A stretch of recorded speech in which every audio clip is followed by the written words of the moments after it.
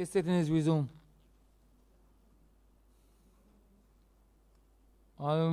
Member for St. Joseph. Mr. Speaker, I don't propose to detain the chamber along with this bill. Let me begin by saying that I not only support it, I have had some significant involvement in settling government's claims over the last 3+ years since we came to office. The leader of the opposition has taken a fairly dim view of what this bill is intended to achieve. He is entitled to those views, but I am more than a little bit concerned that the Honourable Member would want to suggest that this is a potential device for government to manipulate the populace and control the populace. And as he put it, if government owes you money, you have to keep quiet and keep your mouth shut. In fact, the word that he used was weaponized, that this bill had the effect of weaponizing the way in which government managed to pay its debts. Point of order, Mr. Speaker. The honourable member is misleading. Perhaps he's misled himself. He is misled himself, and so he's misleading the House.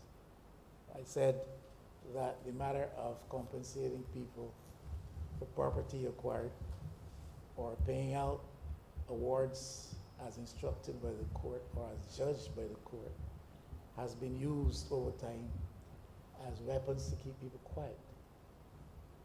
Nothing I said indicated that this bill is intended to do any such thing.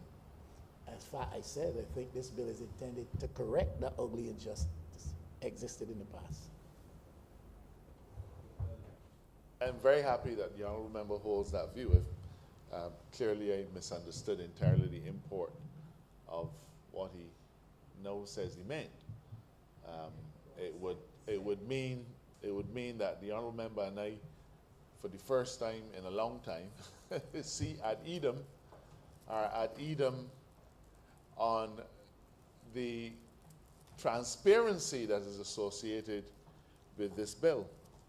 But the first thing I want to remind the listening public and members of this chamber is that this administration has been successful in clearing up billions of dollars of debt due to Barbadians that accumulated in the last administration. One of the grave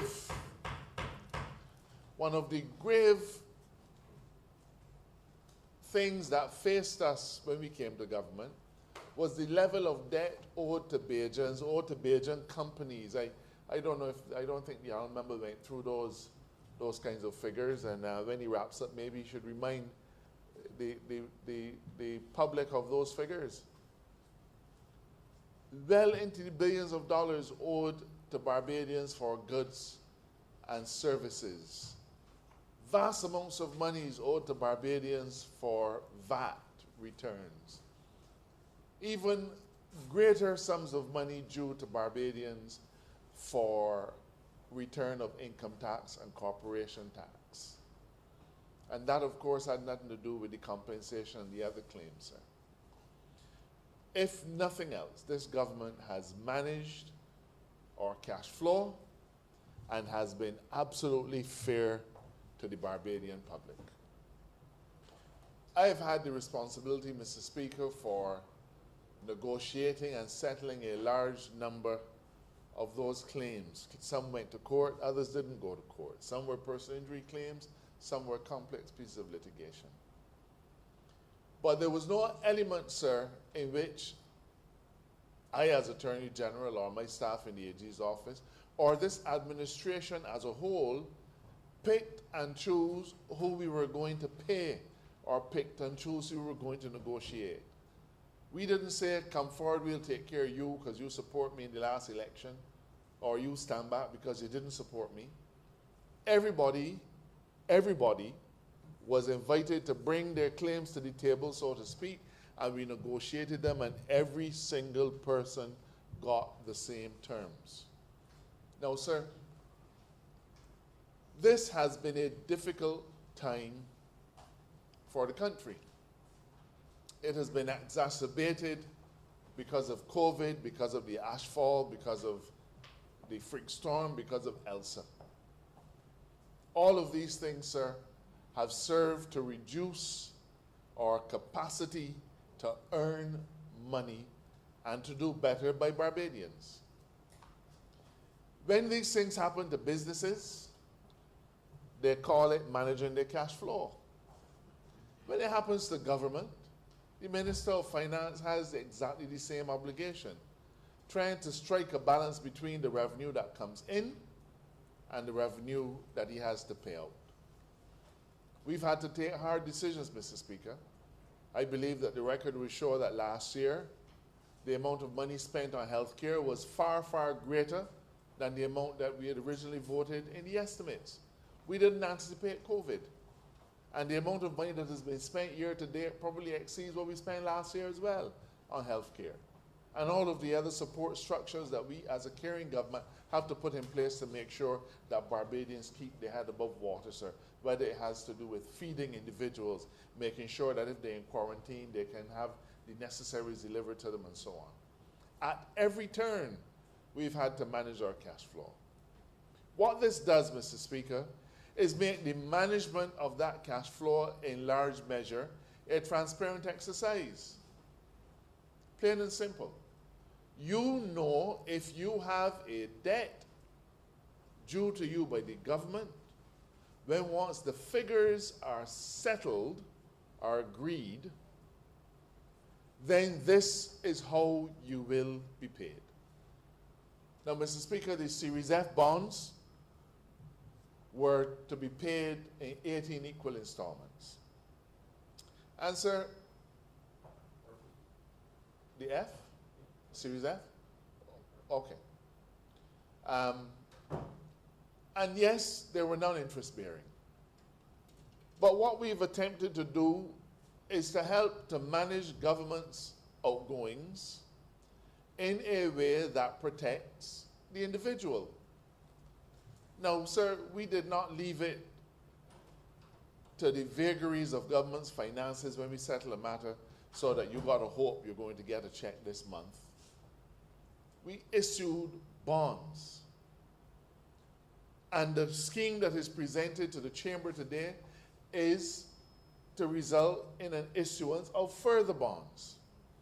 The bonds, Mr. Speaker, are essentially security for the debt. They're security for the monthly installments that would be payable to the individual who is owed the money.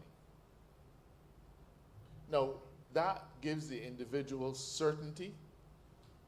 And then once we've struck settlement and the bonds are issued, the matter of payment is handled monthly by the central bank. Now, Mr. Speaker, these have not been times as usual. And so we've had to take the difficult decision of saying to people, if you don't want to get your money paid or secured by way of bonds, by way of installments, you have the option of taking a haircut, which is to say we will give you a 15% discount. Can you get all your money now? Or you can sell it to a third party on the secondary market. Now, you know, sir, the leader of the opposition did say that there's no appetite for government paper. I am told, and I believe that what I have been told is correct, that in fact, in terms of the government debt, it is trading at greater than par. So that government debt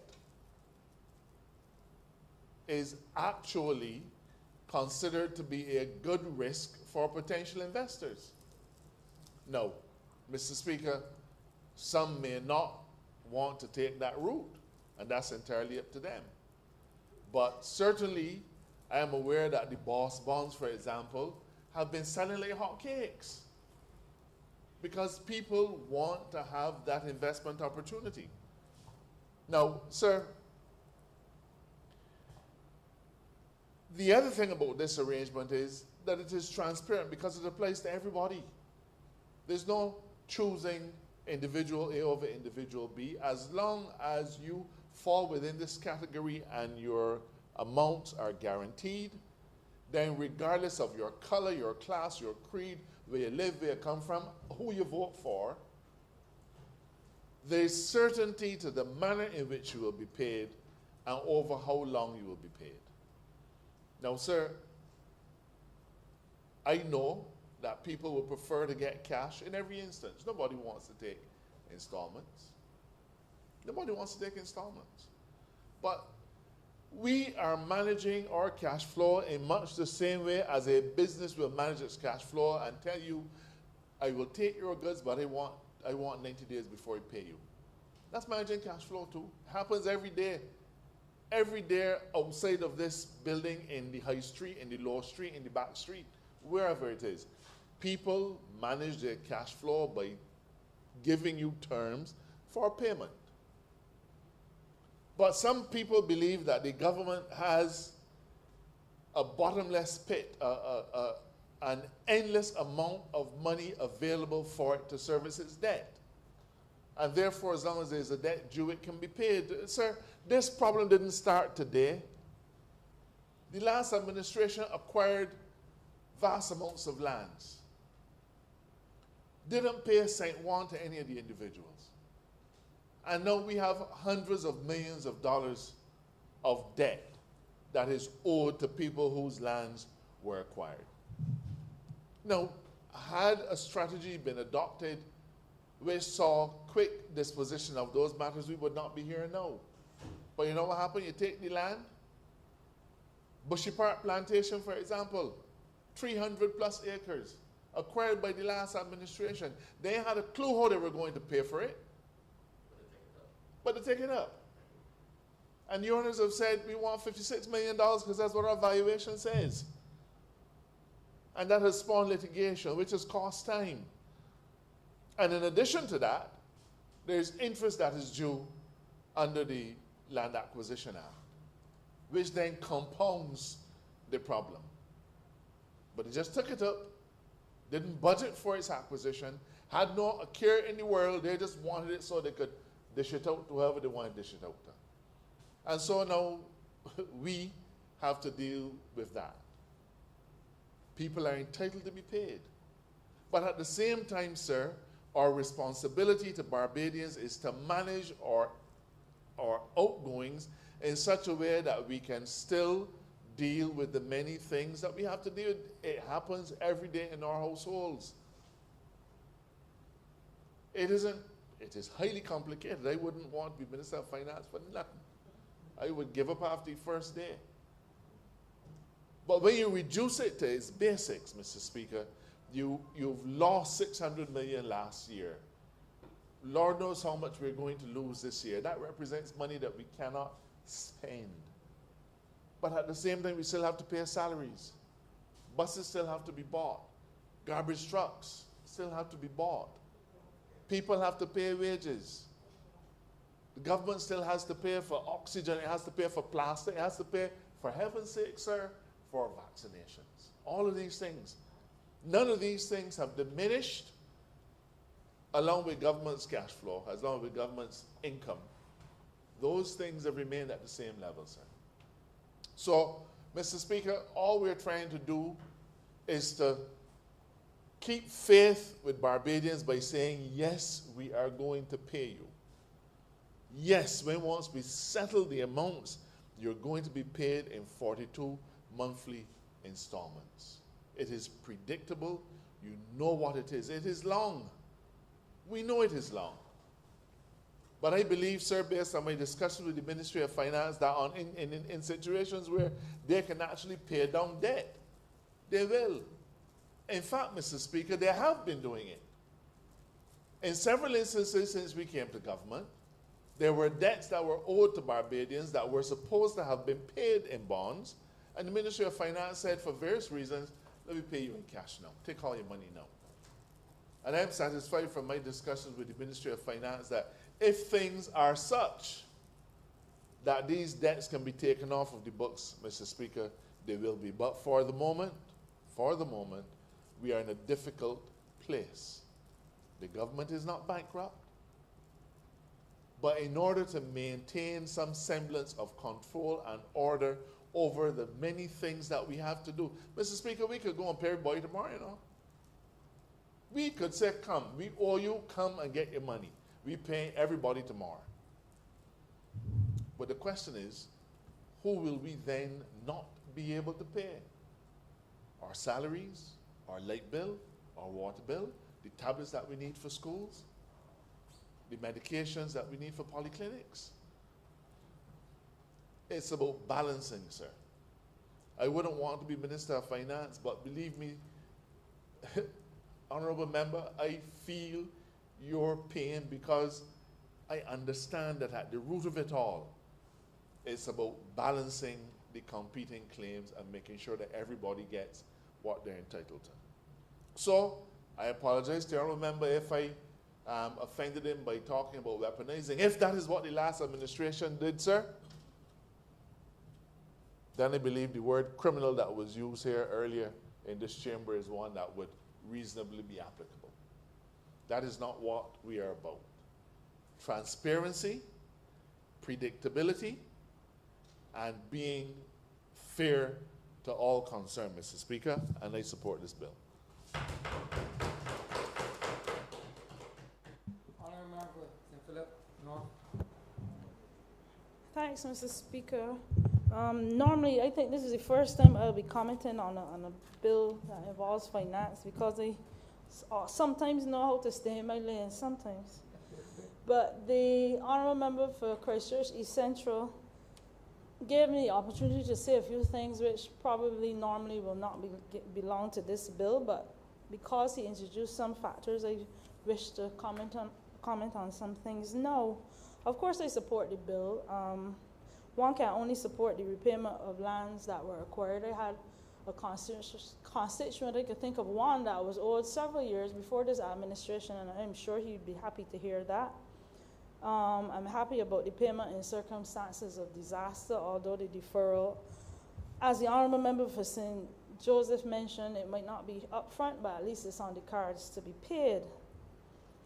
What I would like to add at some point is that the cases, in my job, I see a lot of cases where people would have fallen down at work and expecting settlements. I met a lady, some 17 years later, she has not been paid for her injury at work.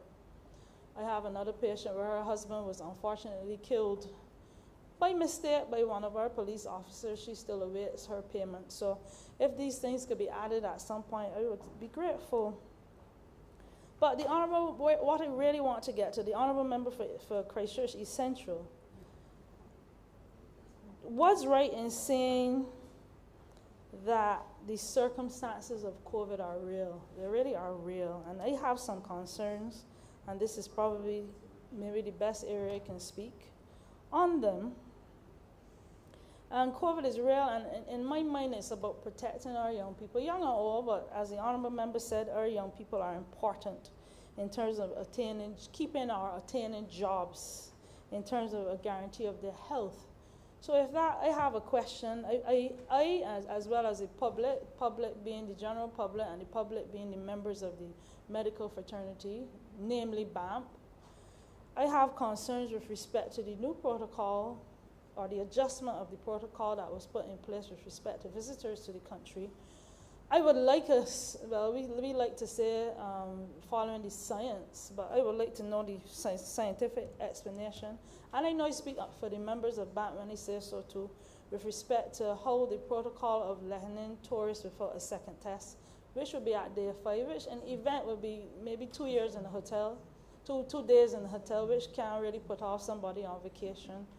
I would like to know how that comes into play here, especially where we have issues of the Delta. Yes, it's community spread, but the truth is the Delta, as far as we know, the Delta Plus and the Gamma are not here as yet. And the only way I see it logically is for that to be here is to come in through the ports of entry. I would still like to rethink of that protocol. And I say this, I'm a little disappointed that the president of the Barbados Medical Association, in my estimation, and correct me if I'm wrong, have been omitted from a lot of these discussions because we do have a lot to say. And if you're going to follow the science, it makes sense to follow the science of the medical people. In the country, we are working hard. They are working harder than I am with respect to COVID. But like everybody else, we are really tired, physically tired, mentally tired, concerned, and of course afraid, whether we like to admit it or not. So some of these things need to be addressed openly to us and the public. And I beg that this is, and I'm only bringing this up because the can of worms was opened by the Honourable Member of Christchurch East Central. I did have an opportunity to have a listen to the social media post that the Honourable Member for East Central got a little annoyed at, and I understand why he did, and I agree, but to me, the simple solution to that perhaps would be to present figures to the public. We know the cost of the vaccines. I know the cost of the country for most of them, for two of the three of them. And I see nothing wrong in presenting to the public the cost of the vaccines. We know that the first of the vaccines, the initial set, were free. We know that the AstraZeneca was acquired at $4 per vial. And we know that the Sinopharm $11 per vial, which is probably 10 doses, I stand corrected on that. It is probably time to be open with this gentleman, the member from the other house, the other place, so that we can put some of our worries and fears to rest. That's a simple solution. It sounds simple, but I'm hoping it is simple. It might be more complicated than that. These are some of the issues I had in mind. I never meant to keep the house delayed on it. The Honourable Leader of Opposition alluded that some of us might be afraid to speak. I am definitely one of those, and this is my opportunity to send a message to one of our, what do they call them, the calling programs, on the members that reassured me that if I chose to back out now, it would be facilitated. And it burned me, the moderator. This has been burning me for a little, since it came out, since I saw his comments. And I would like him to know that I will not be backing out, so he will not have to be worried about my facilitation. And this whole discourse is not about me, it's about my constituents and the rest of the country. So he can also hear what I am saying today. Thank you so much for your 5 minutes, Mr. Speaker.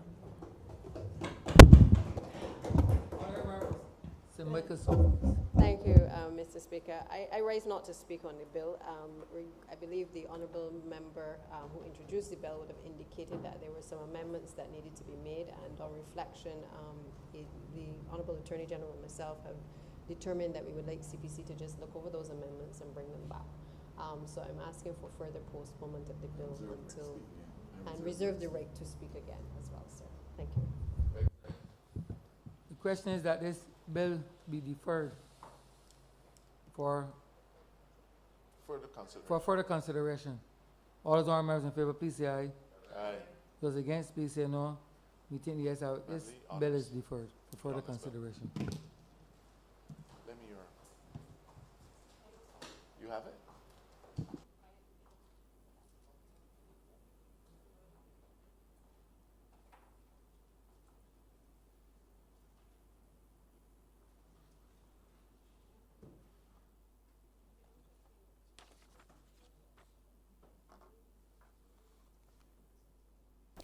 Mr. Speaker, order number 10, in the name of the Honourable Attorney General and Minister of Legal Affairs, to move the second reading of the Barbados National Honours and Decorations Bill 2021.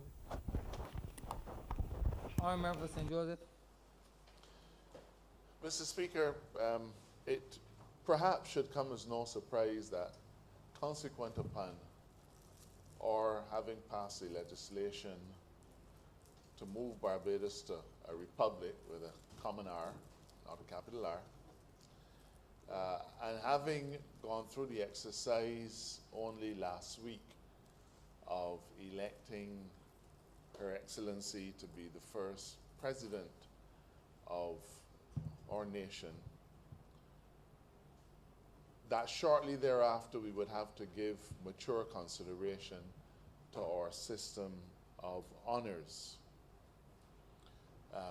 Let me say to the Chamber and to assure Barbadians that notwithstanding that we are doing the bill in all of its stages today, a signal was given to the country long ago that this process where we sever the umbilical cord with England would result in us patriating to Barbados or claiming as our own a series of things.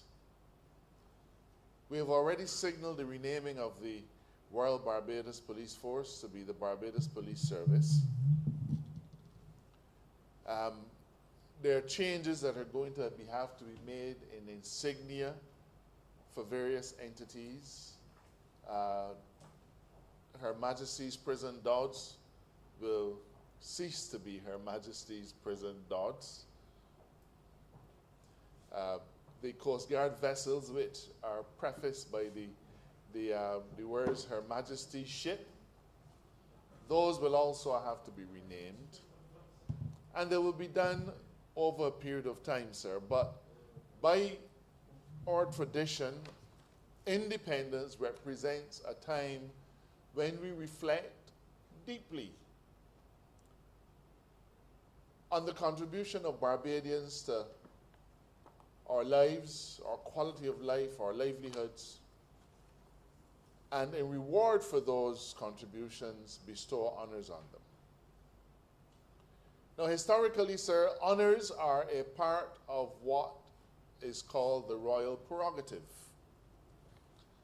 And any of you who've watched a fair amount of old movies, you would from time to time see a king taking out a sword and knighting some trusty swordsman. I dub thee, sir, whatever it is. Those things were not regulated by statute, but were considered to be part of the royal prerogative to bestow honors upon citizens or subjects of the crown. Upon independence, by letters patent, which is a special authority coming from Her Majesty the Queen, we were vested with the authority to engage in a delegated exercise of that prerogative and bestow honors on Barbadians. Some of us who pay attention to these things would recognize that there was something called a local knighthood, which somehow or another always seemed a little bit, or perhaps more than a little bit, inferior to the knighthood that came from the palace. There are stories, sir, of individuals who, when offered knighthoods, were heard to ask which one it is. Is it the one from the palace or is it the local knighthood? Because that which we bestow could never, in their minds, compare to the one that came from on high. Mr. Speaker, and so we relied on letters patent to be able, in the name of the Queen, to say to the world that Barbadians were praiseworthy and that their contributions made them deserving of our national recognition. Now, obviously, sir, now that we've gone republic, we claim our constitution for our own. We begin to live that declaration in the preamble to our constitution, which says that Barbados hereby proclaims itself a sovereign state. One of the hallmarks of our sovereignty must be that we claim for ourselves the privilege of acknowledging the contributions of Barbadians. And that is all that this is about. let me thank the Leader of the Opposition for so graciously agreeing that we should do it in all of its stages. I think he recognizes that there's a very short sprint between now and Independence Day, and there's a lot that has to be done. But this work didn't come up overnight. We have a committee which is called the Republican Transition Advisory Committee that has been working for months and made a lot of input into the recommendations for the amendments to the Constitution and how we should elect a president and so on. But part of their remit, Mr. Speaker, has also been considering those consequential changes, how our institutions will function, and how we should bestow honors on Barbadians. Interestingly enough, Mr. Speaker, and if you think about it, you might consider that what we did in 2019 for the first time by establishing the Order of Freedom of Barbados might have been events casting a shadow into the future.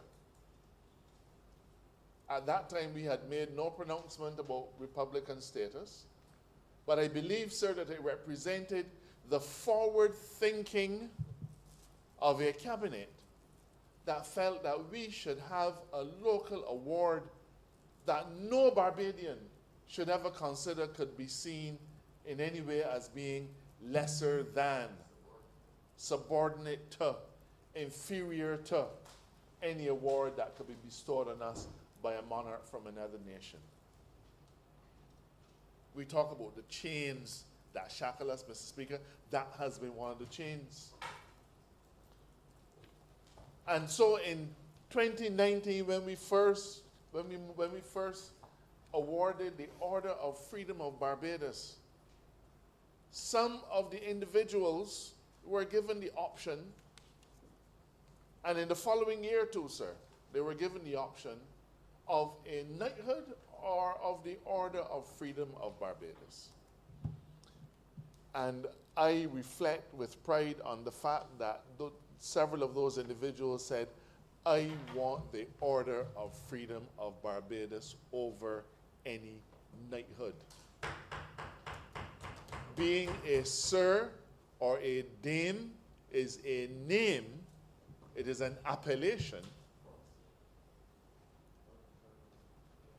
but it hides behind a colonial past which does not allow our true Bajanness to emerge and to flourish.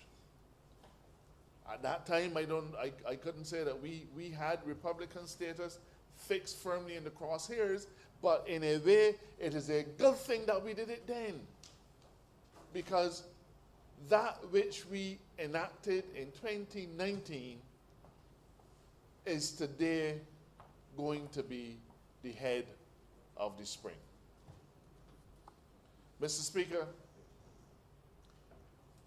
we've looked at those honors that we had in play under the letters patent. And let me say that we also had honors under statutes, which we enacted. So we had two streams. So the Order of Freedom of Barbados is one of those streams. That's by statute. But the Knight or Dame of St. Andrew, that's by letters patent. And sir, we've looked at the honors that we had, and we have deemed it important that some of those honors should continue. Sir, bravery doesn't have the Queen's crown on it. It doesn't have any monarchical tentacles on it. When we recognize a Barbadian for bravery for saving somebody from drowning, there's nothing about that, sir, that is tied to the monarchy. And therefore, several of those honors we have brought forward. And transplanted into this legislation, they will go forward now, not on the foundation of letters patent, not on the foundation of a royal prerogative, but on a foundation of the highest lawmaking body of this land declaring this for us is an honor that is sanctioned by the state and given in the name of the people of Barbados. But there are some that we've had to consider and make some changes to. So we currently have a gold crown of merit and a silver crown of merit. And the concept of crown in the titles of those two honors would immediately cause any right-thinking Barbadian to say, "Well, hold on a minute. Hold on a minute. We are severing the umbilical cord between ourselves and England. What symbol should we use?" And perhaps, sir, it is obvious that the one that we've chosen is our trident. Our trident. The trident that finds its way on our flag. And so what is the gold crown of merit will now be the golden, let me give you the exact name in the statute, of excellence. Golden trident of excellence and silver trident of excellence. So, in a sense, those awards will cover the same territory, cover the same ground, but for us, we will be awarding to a citizen of Barbados a gold trident of excellence, a silver trident of excellence. We are claiming that award for ourselves.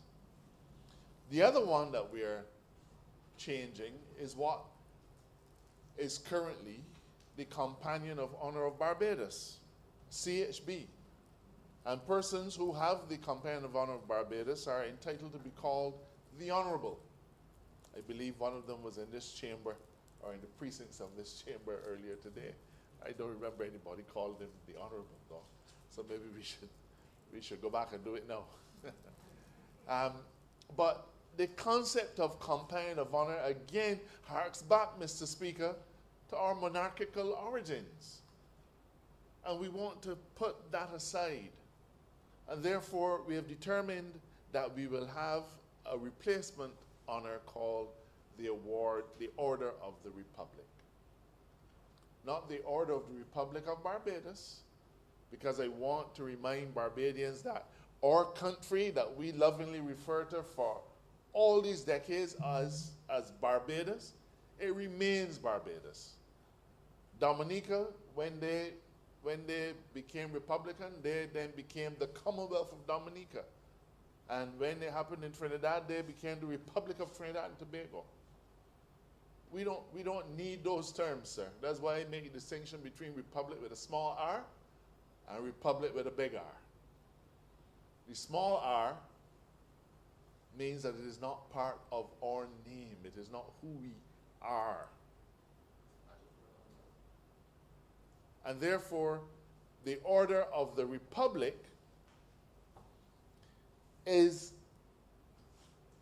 to recognize that this country, which has now become a republic, wants to make an award to Barbadians that recognize who we are. And rather than the Companion of Order of Barbados, we will now have the Order of the Republic. Now, sir, many of our honors are limited in terms of numbers. So it is a little known fact, Mr. Speaker, that in any single year you can only award 2 CHBs. And that there's a maximum of 15 CHBs at any time. So in order to be able to award somebody else another CHB, you literally have to wait for that person to die. For somebody to die so that you create almost a vacancy, a space. Now these limits are put on awards, sir, to demonstrate to people that they're not common things. They're not commonplace things. You know, like most things when they have too many of them, it tends to cheapen the worth. And we are not prepared to cheapen the worth of our awards. But at the same time, sir, we want to be able to, we don't want to have any artificial limit. Because if a person has excelled, why should we say to them, we only got 15, so we got to find something else for you? There's no logic to that. But equally, you do accept that you don't want people to go overboard, so we accept some limit, but we consider that 15 is too low. And therefore, we intend to increase the number of individuals, the total number of individuals who can be awarded the Order of Republic to 50, 50. In a population of 300,000, Mr. Speaker, in a population of 300,000, over time, not all in 1 year, but over time, we can find 50 worthy Barbadians who would be deserving of the honor. And in the schedule, it sets out the number that can be bestowed in any given year. So there are still going to be limitations, but we're saying that 15 is too low a number for us. We have Barbadians. You know, Mr. Speaker, if I had my way, I would give all of our frontline workers high national honors. But they're more than 50. And that brings me to the next thing, Mr. Speaker. Right now, an award is given to a person, single individual. But we consider that to be completely lacking in imagination. And we reflect on the fact, Mr. Speaker, that in 2017, the Nobel trustees awarded a Nobel Peace Prize on a UN committee, part of which included a Barbadian, Dr. Leonard Nurse.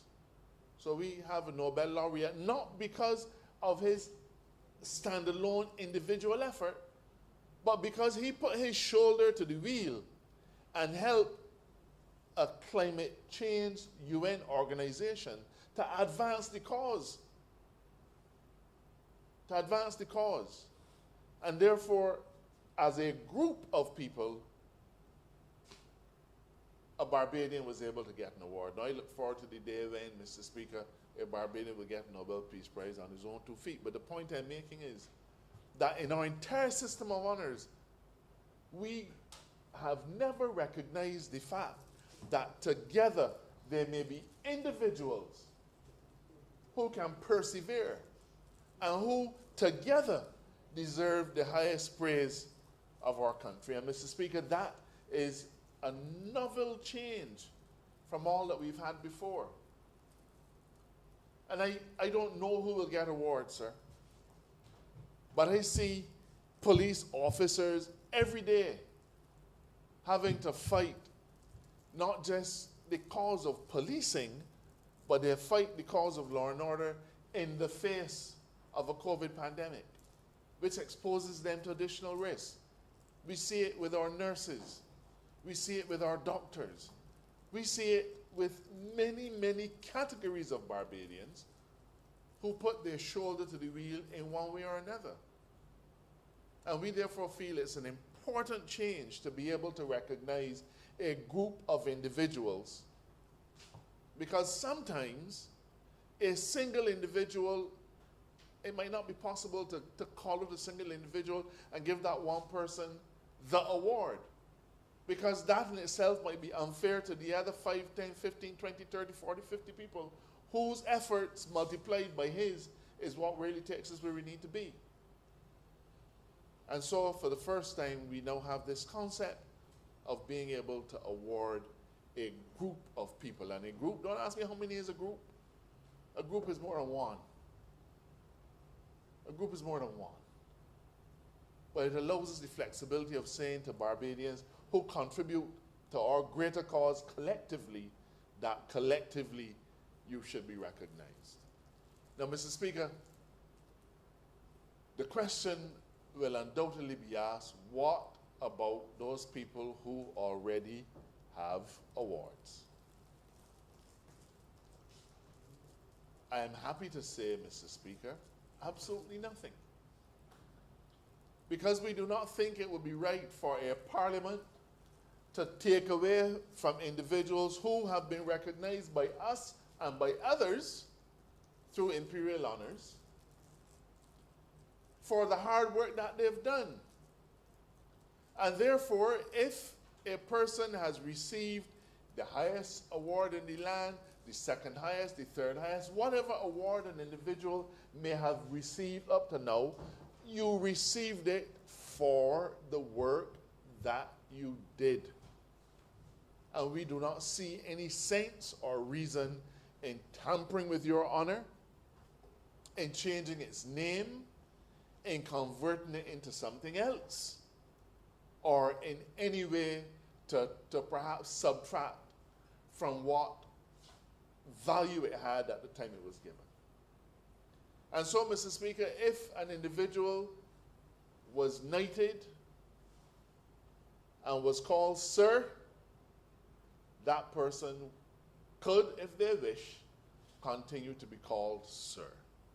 This statute will recognize it, and for government purposes, therefore, if you were Sir Tom Jones, even though we will have done away with those honors, we will continue to recognize you and grant you the privilege of the station and the privilege of the title as Sir Tom Jones. Now, there are those who will feel that by going republic we should throw out those things, but I think that that would be the wrong thing to do, Mr. Speaker, to in some way try to diminish the value of that individual and the value of the honor to that individual at the time when it was given. Mr. Speaker, over the next few weeks, I believe over the next 2 weeks, when once this bill is passed in the Senate, should they pass it, Barbadians will be seeing advertisements to invite nominations. Now, let me say this, sir. There are people who believe that there's a group, a cabal, a something of the political class who sit down and pick this body over the next body and so on. Now, Mr. Speaker, every single year advertisements are put out saying, we invite you to nominate individuals for national honors. These are the classes. But you know what, sir? Bajans can be a little lazy. Few of them want to exercise the judgment and go to the trouble of saying, I want to nominate Nancy for this award. And in my view, she should get it because of X, Y, and Z. Nobody wants to do that. But then the Independence Awards come out, and you will see it blow up on social media. Well, how come Nancy ain't get no award? Why not? She did there first. She did this. Mr. Speaker, if you don't submit the nomination, who remembers bingo tickets? If you don't have a ticket, you don't have a chance. This is not about a lottery. But the fact is, Mr. Speaker, I, on behalf of my colleagues in Cabinet and my colleagues in Parliament, want to say to Barbadians that you need to nominate individuals for awards. I have nominated individuals for awards. But, Mr. Speaker, they will not, some of these individuals are deserving, but they're not going to be high flyers. They may make a difference in our communities. But if we don't highlight them and put them forward as awards, then to stand around and grumble and complain, how come they didn't get none? Because you didn't submit one.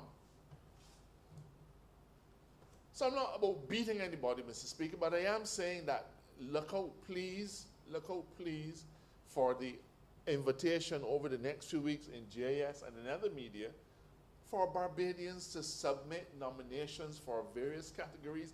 It will all be explained what the criteria is. We do it every year, but it's not noticed.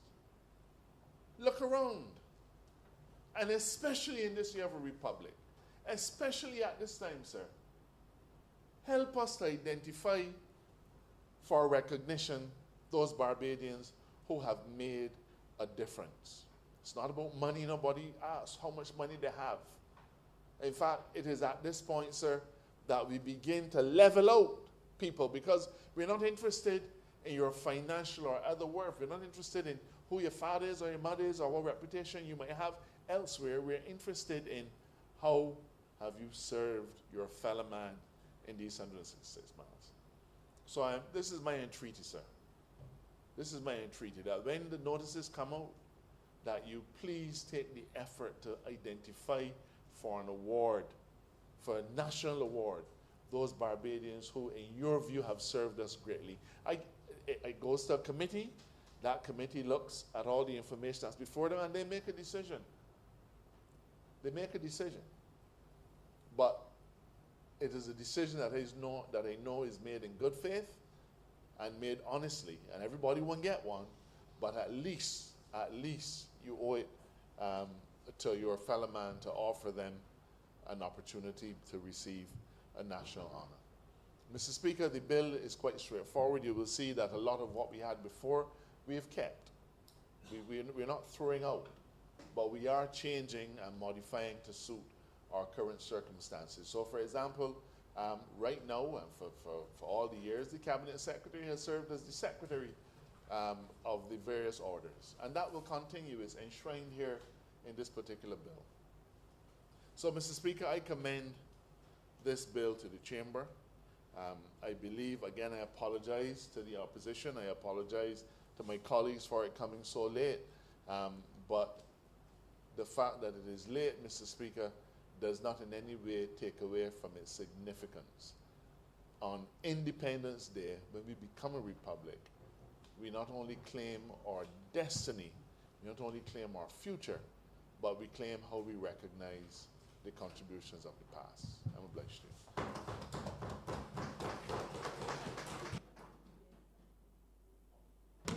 I beg to move that this bill be read a second time. Honourable Leader of the Opposition.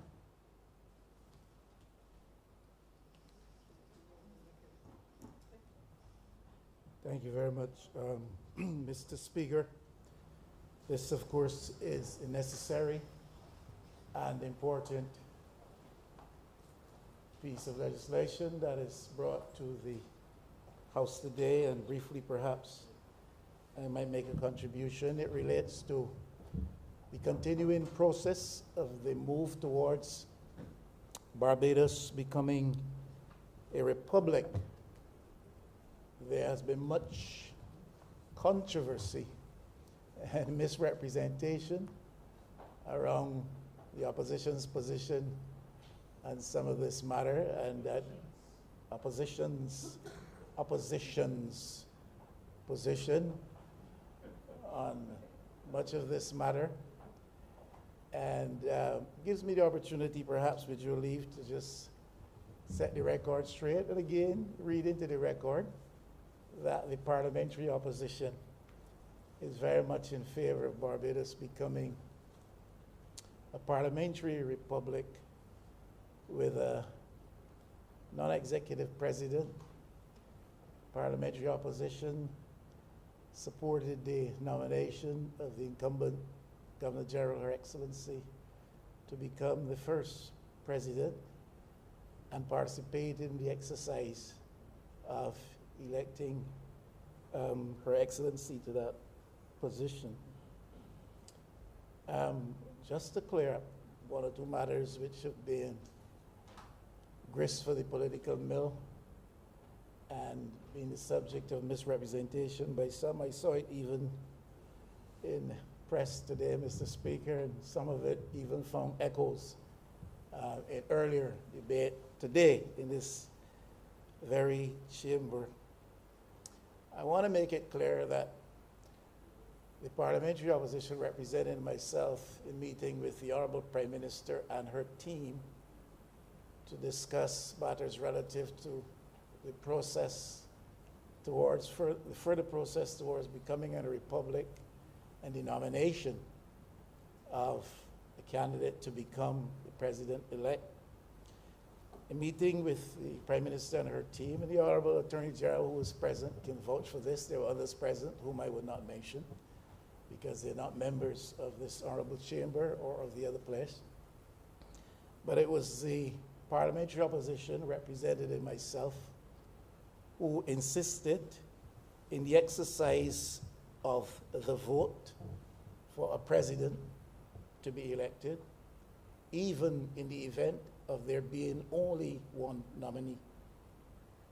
Having joined with the Prime Minister in jointly nominating Her Excellency to be the candidate, the parliamentary opposition, represented in myself, still took the view that in the absence of a referendum on the matter of republic and processes pursuant to that, that the totality of the people's representatives should be allowed to express their position, their view, individual view, on the matter.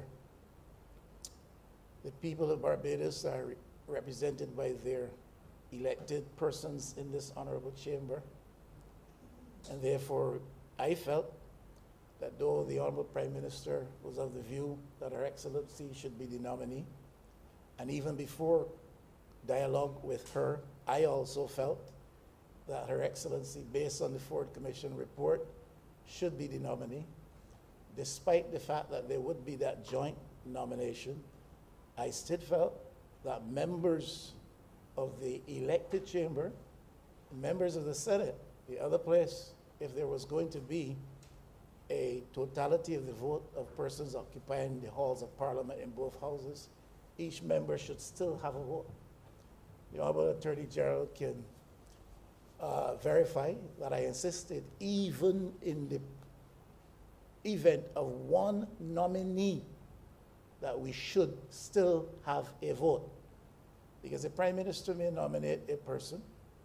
I might jointly support that nomination and offer the name of the nominee. But it may be that there may be persons on the side of the opposition or even on the side of the government who individually and personally and privately may not be in support of that nominee. So that in spite of the fact one name would appear on the ballot, a person would still have the opportunity, personally, individually, and I insisted secretly, to vote yes or no.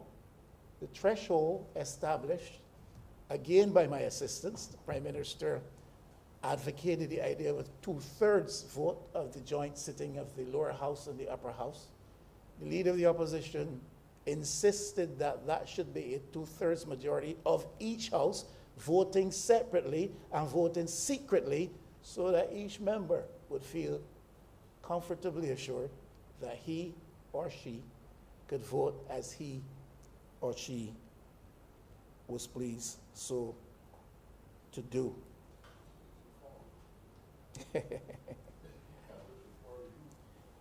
It was insisted that once one individual of the joint sitting of the two chambers, if there was only one, you didn't need more than one, who would voice an objection when the Honourable Speaker declared the name of the nominee, then the two houses would separate for a separate and secret vote with the aim of achieving a 2/3 majority at each vote in each chamber.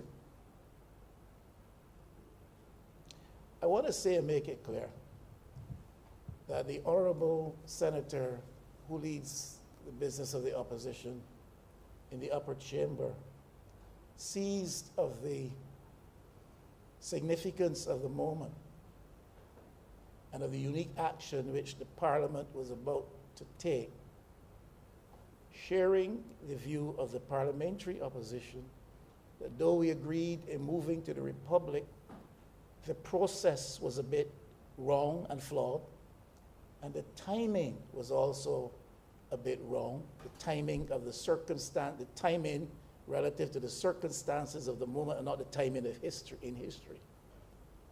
That though the honourable member from the upper house, he held the view that the occasion was such a momentous one and one of such significance, that because he was of the view, as I was, that the process moving towards republic was wrong. We've said that from the beginning. And at the time it was wrong.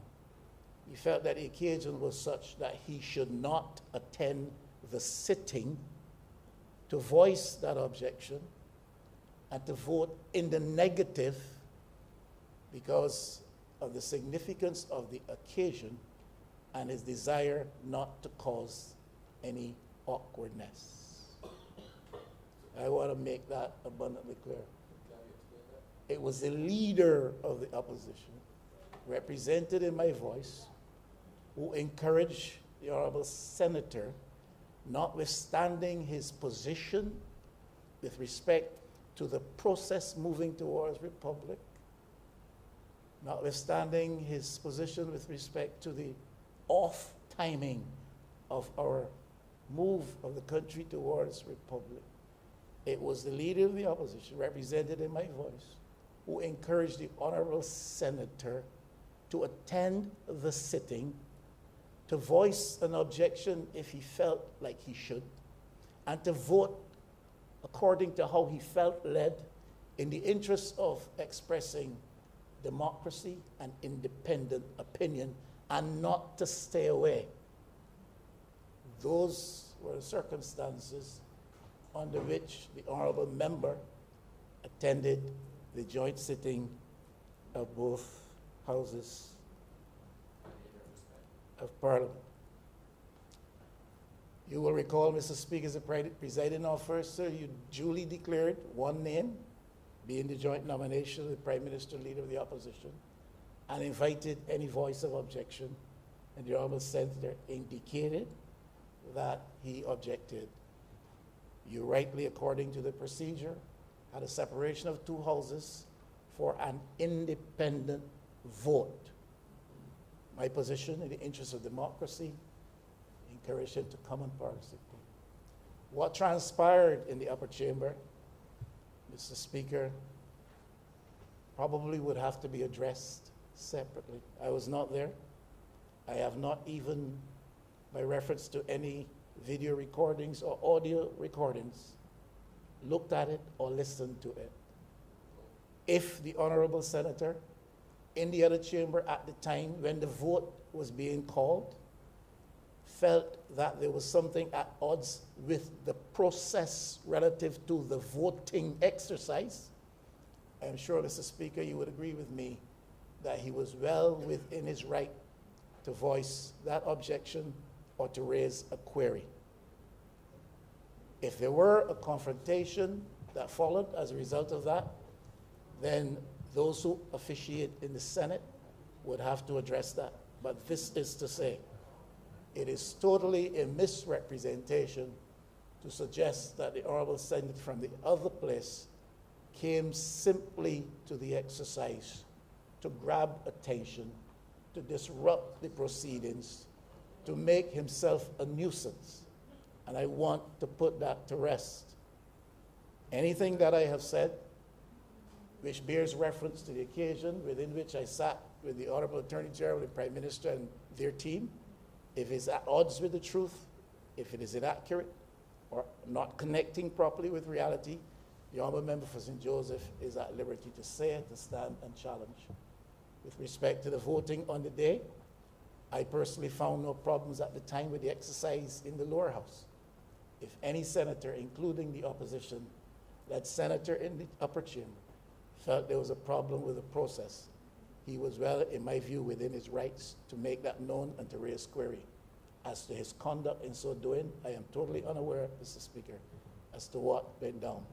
And I say that to you most sincerely. There are several who have sent me the video, and I have chosen not to look at it. I have confidence in the presiding officer in the upper house to conduct the proceedings with a sense of decorum, a sense of right judgment. I also have every confidence in the honorable senator to stand up when the time comes in the interest of the practice of democracy and in the interest of the people. I have not heard any voices, Mr. Speaker, reflecting on the fact that there were 3 government members who absented themselves on the occasion. I have not heard reference to that. People who sit with me on this side of the parliamentary divide in this house or the other side have been told what we are building here in Barbados is a democracy. And when you have to express yourself in the upper chamber, feel free to do so with an independent view, especially on matters of conscience and on matters such as this. This was a democratic exercise. They don't feel and should not feel, and I'm certainly not of the disposition to have them feel that they must say what I say, as seems to be the case over there. We don't exercise or seek to exercise authoritarian control or dictatorial management.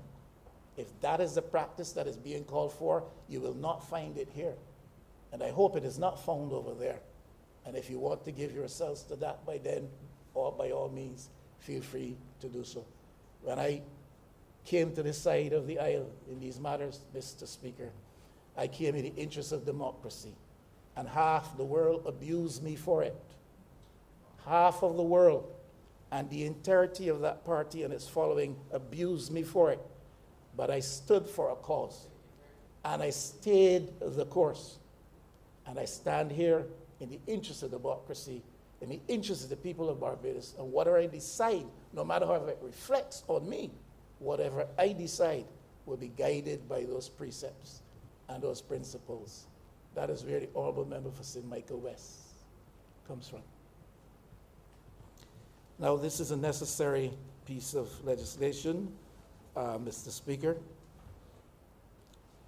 National honors to be conferred upon our citizens and others going forward.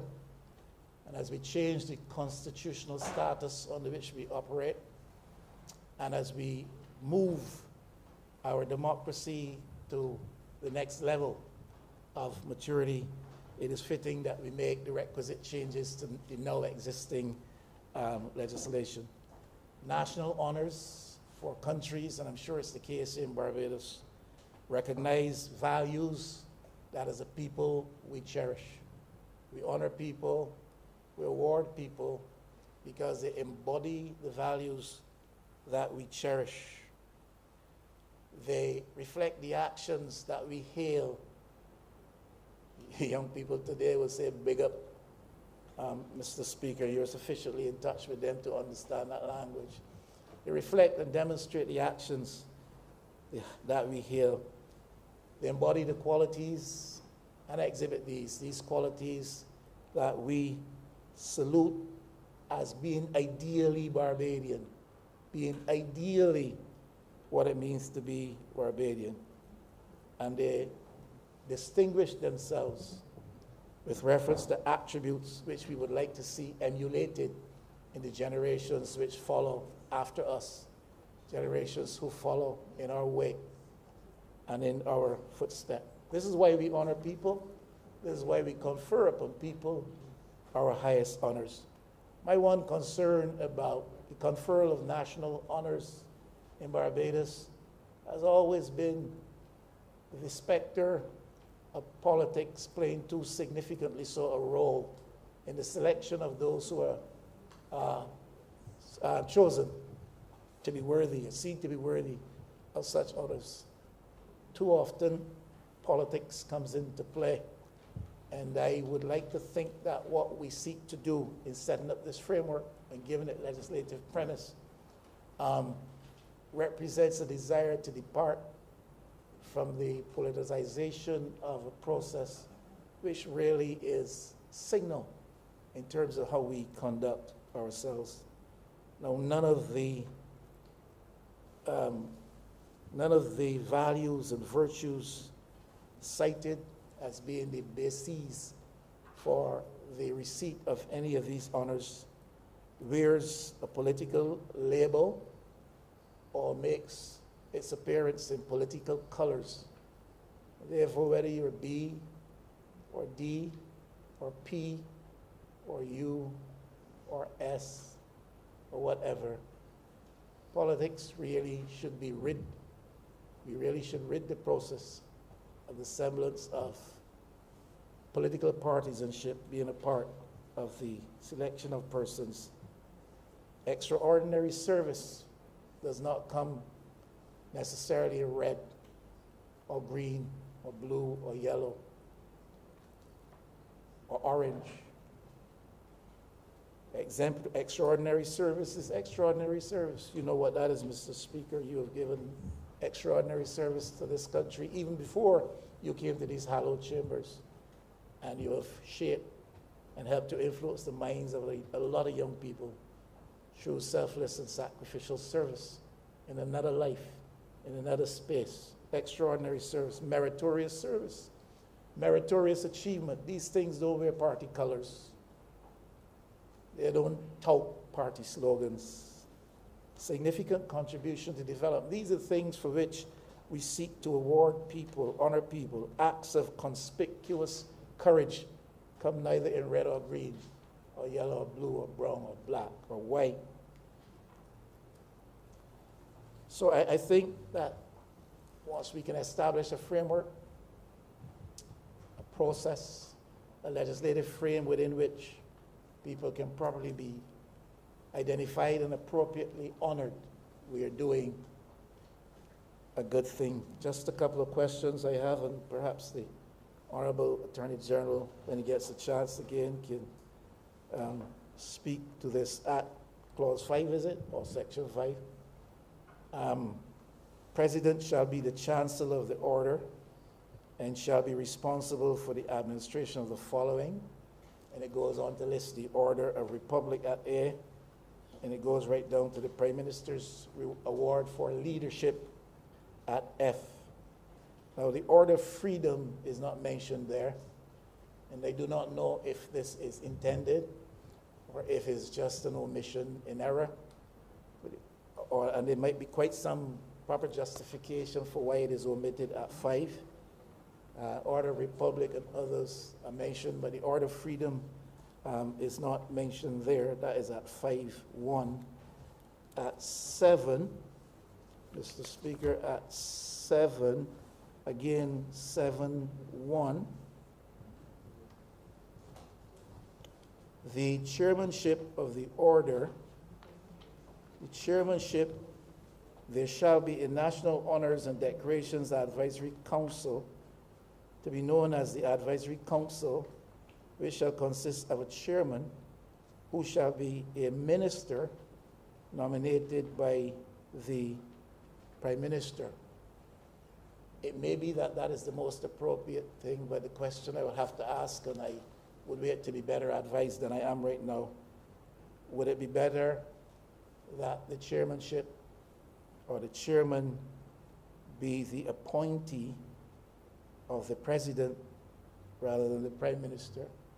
This might be seen as clearly an important executive function, and therefore some would suggest it should be determined by those who properly head the executive here in Barbados, and that the chairman should be nominated by the Prime Minister, and that chairman should be a minister of government, as opposed to an independent person outside of the cabinet who is appointed by the president. And that may not be the most appropriate term, simply raising the question. At the same section 7, Mr. Speaker, 7.1c, rather, 7.1c, it says, the Council of is made up of the chairman and head of the public service. 3, at C, 3 other persons appointed by the Prime Minister. 3 other persons appointed by the Prime Minister. So the Prime Minister appoints the minister to head as the chairman. Then there's the head of the public service, that's 2 persons. And then 3 other persons appointed by the Prime Minister, one of whom shall be appointed after consultation with the leader of the opposition.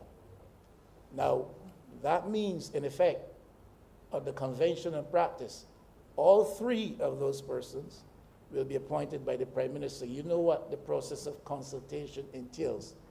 The Honourable Prime Minister writes a letter to the leader of the opposition.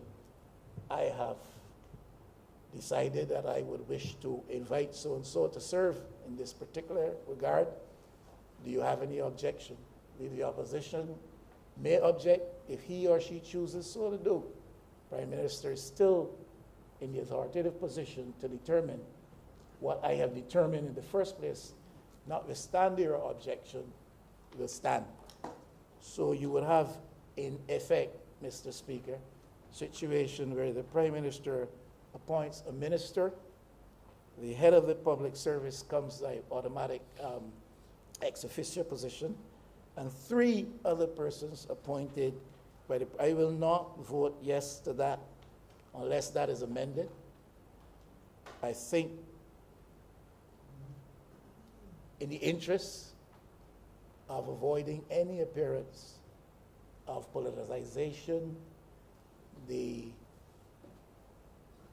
rather signaled position of authority that would be occupied by the head of government, the Prime Minister, unless you seek to avoid that by at least allowing for one person to be appointed by the office of the leader of the opposition, by the leader of the opposition. That clause I will not support as it stands. That clause I will not support as it stands, because I know what a nonsense can be made of this process of consultation.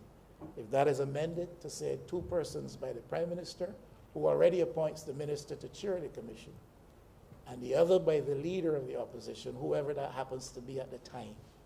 Then, Mr. Speaker, unless that is amended, I will not vote for that particular clause.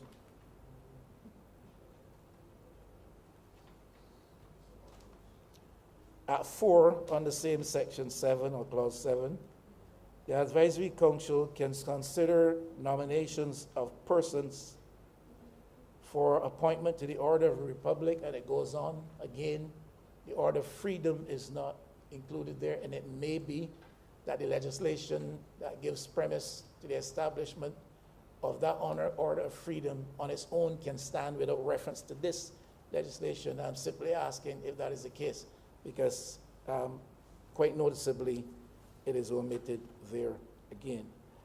I will support this, Mr. Speaker. We are giving an indigenous quality, further so, to the conferral of orders to our people who achieve excellence in various fields and in various ways in the interest of this country. I will support that, except for clause 7 or section 7 as it now stands, where all of the power of choice and selection of the advisory council that basically administers this whole process, all of that authority is given to the Prime Minister. I don't think that that is fitting. Thank you, sir.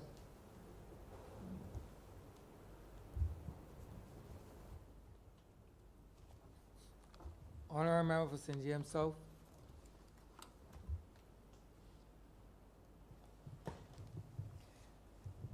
Thank you very much, Mr. Speaker.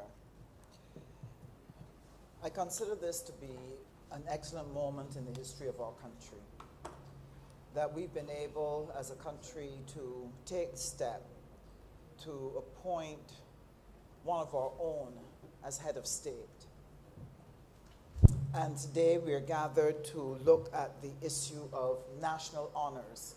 How are we going to acknowledge, lift up, celebrate those among us who work and sacrifice in the interest of country, community, village, who from their own heart of concern for others step forward to work in the service of the community. And so I really want to applaud the Honourable Member for St. Joseph for bringing this particular bill here, where we're going to establish now the national honors that reflect the honors of Barbados, how we want to acknowledge those who do well in our community. And I think it's important for our dignity as a people. I'm saddened to know that there are those who feel that the local honor is not as high as an honor from outside. It says to us that there's still some distance to go, but that will happen in good time. I think that the national honors would have to become part of our social consciousness, our national consciousness, how we see ourselves as Barbadians, and that what we must do is to take this program of national honors and integrate it into a wider program of how we're going to build national consciousness, how we're going to build a sense of community, how we are going to build a sense of valuing the quality Barbadian that we are. And I consider this to be very important because I believe that the national honors system can be a method of re-socializing our young in this country. I believe that we can use a program such as this to help us make a difference to how the next generation feels about themselves, how they see people in their community, and what role models they embrace to guide who they become and what they practice as a Barbadian. They need living examples of the Barbadian spirit and the Barbadian values. As a child, I would have heard of national honors. And you would hear briefly in between, oh, somebody got Sir this, and somebody got Lady that, or Dame that, and so on. But it never meant a lot to me because I would not have been engaged as a young person to really understand the significance of the conferring of honors on people. And as I think about our nation, as I think about the fact that we now need to refresh, to reshape, to restore certain values in our community, I believe that this national honors system can help us. I remember an old story found in the Bible, Genesis 29 to 30. I always thought it was a curious story. It was about Laban and Jacob. And Laban struck a deal with Jacob. After tricking the man for 14 years, he said, I want to give you a reward for all this hard work. And Jacob said to him, all right, here's what we will do. I don't want you to give me anything, because he knew he was dealing with a trickster. He said, what I want you to do, you take out all the speckled and spotted goats and sheep and so on. Give me the ones that don't have those spots. And any that come from this flock that are spotted and speckled will be mine. Because Jacob had a plan. Jacob understood what he needed to do in order to influence these genetics. Now, he probably needs to have a word with the Minister of Agriculture. I don't know what his secret was, but what he did was he went and deliberately got some trees and took the limbs and he scarred them. And every time the flock went to the water, he would put those in the troughs so that while they were drinking, they were gazing on these things. Now, I don't know if there was something in the tree that got into the water as well, but he understood that what people see and what Kool-Aid they drink has an influence on them.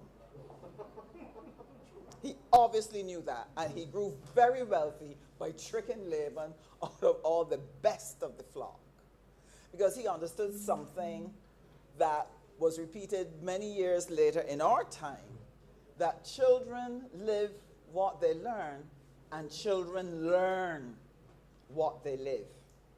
And when you fail to put in position the specific, deliberate things that you want children to learn, you have to take what you get in a society. You have to take what you get in a society.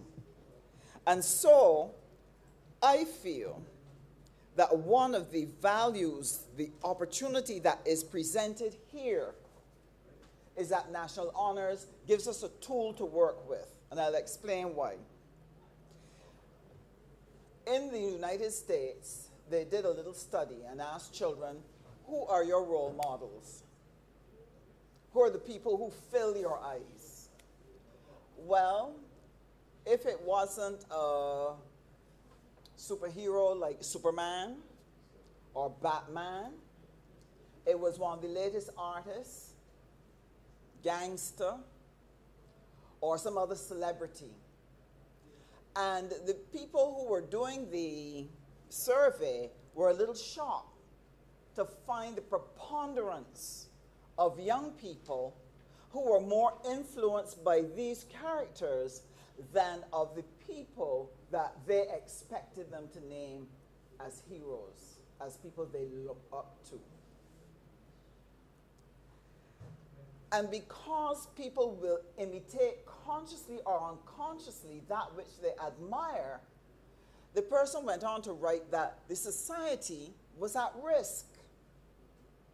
Now, I had the opportunity, Mr. Speaker, to be in Europe, and one of the things I noticed was the frequency with which statues were built in even the smallest village. Somewhere in the town center square, there's going to be a statue. And I wondered why they spent all this money on it.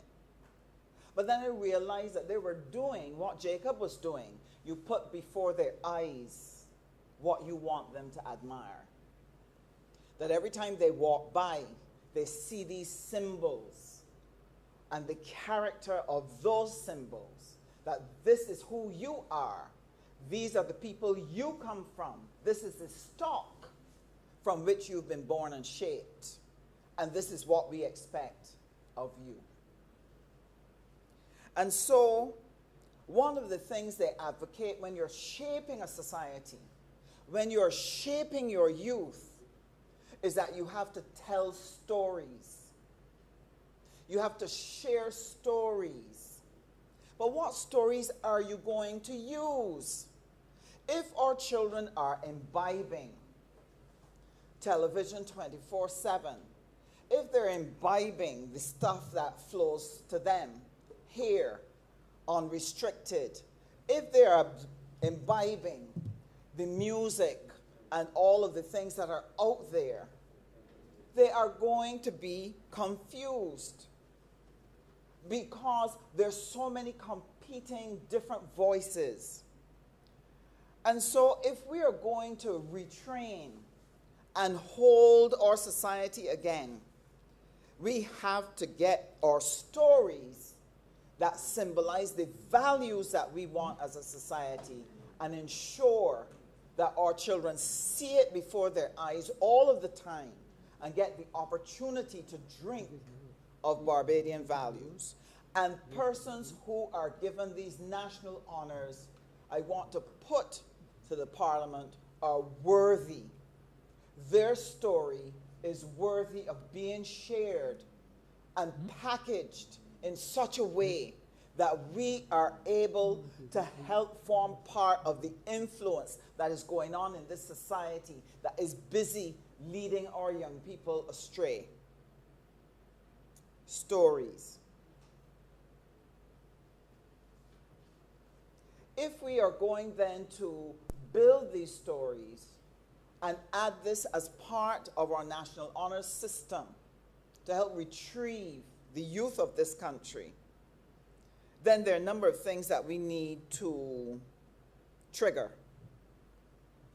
I'm a firm believer, Mr. Speaker, that our university and our learned people in our society have a tremendous contribution to make in terms of shaping.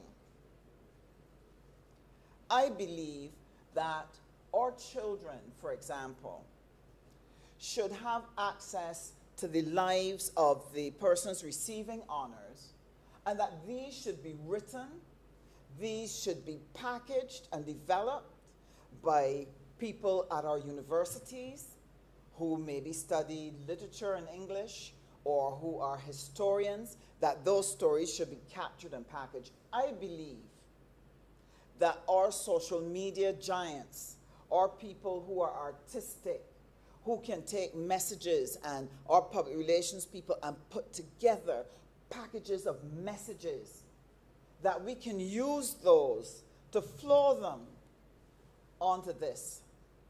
Wherever we can capture them, wherever, whatever they're looking at, to ensure that we put and capture the stories where they can reach our children. I believe that these are the people they should be asked to write about. I believe that their history books should include some of these stories. I believe that our music, as a child, Mr. Speaker, and no doubt you might have had it too, I don't know. Nursery rhymes, Baba Black Sheep. Now, I don't know what Baba Black Sheep can do for me. But I do know that what we can do is get the children at, the young people at BCC, for example, who are doing English, who want to be poets, who want to write poetry. Let them begin to write the stories of the people that we are celebrating in our national honors. Create nursery rhymes and stories that our children can engage, and give parents a collection of books that can be used, and also to put it within the classroom. Because what we want for our children is to see persons like themselves, who come from communities like they do, who face challenges the way they do, that they see in their lives how those people met their challenges, how they conducted themselves, and how they contributed to society. One of the things that has been weakened and is deeply challenged at the moment in our society is the issue of voluntarism. We now have many persons in our society who don't see that they have an obligation to do community work and community outreach, who don't feel that anything outside of their house has anything at all to do with them, who feel that somebody else is responsible for sweeping up the garbage.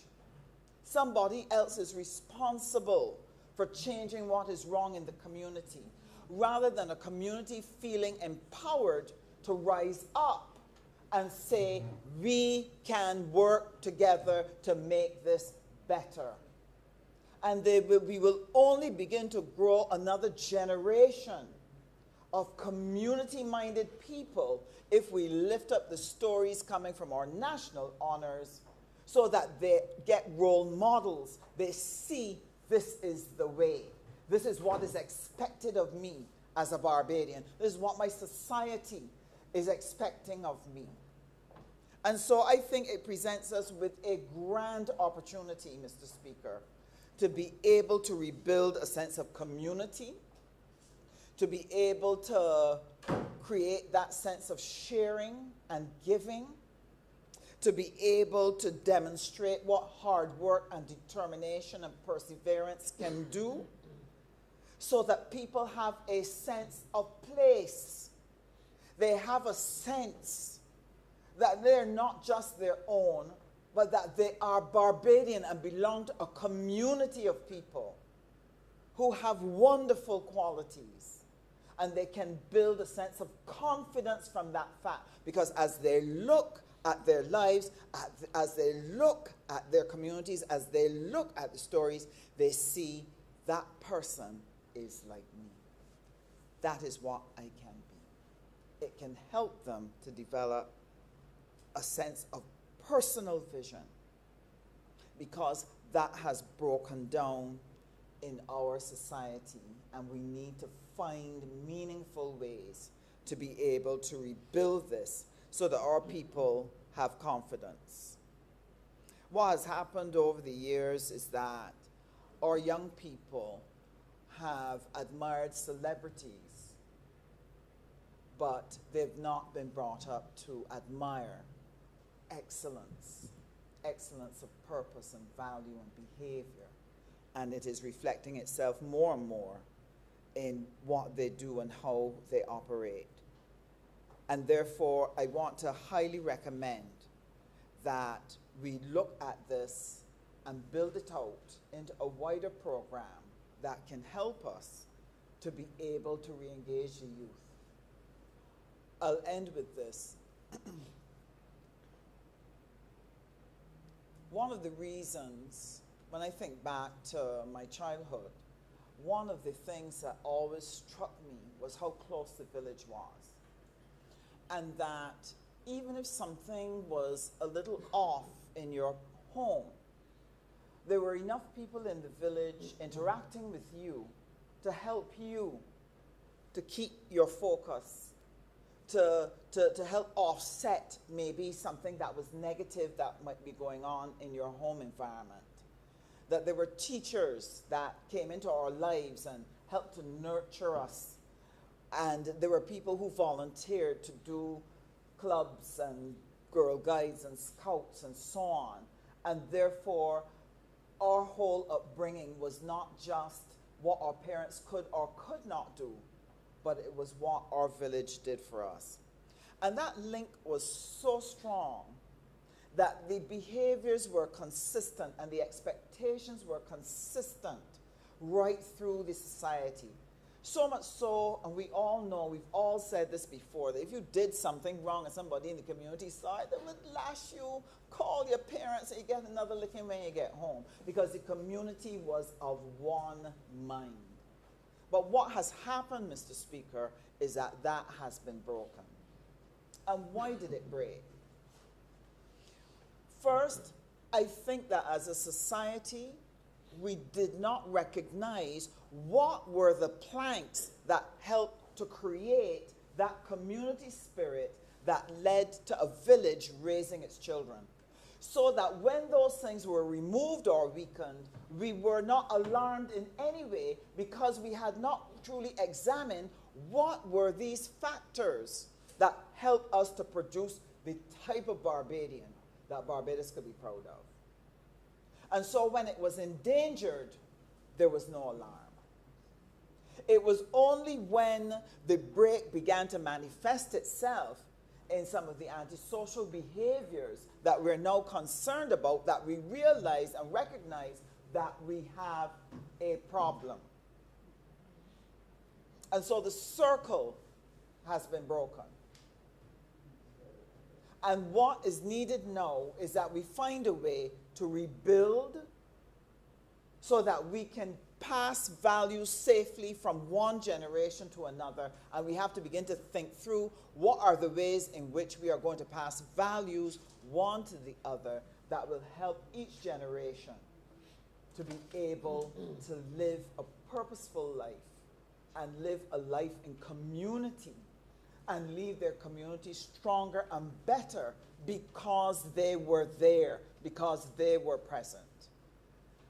And therefore, I want to suggest to you, Mr. Speaker, and to my honourable colleagues, that this system of national honours presents a great opportunity for us to recapture this, to hold before the eyes of our children the role models and values of people like themselves that they can safely trust and emulate and carry the Barbadian flag, not only here in Barbados, but take that flag all across the world. We already have a number of young people, exemplary, who do that. I want to congratulate them. And for those who will receive honors on this very, very special occasion, I pray that Barbadians will take the offer made by the Attorney General to make sure that they submit those names so that people could be honored for the work which they've done in the name of community and in the name of country. And so with that, Mr. Speaker, I am obliged. Honourable Member for St. Peter. Thank you very much, Mr. Speaker.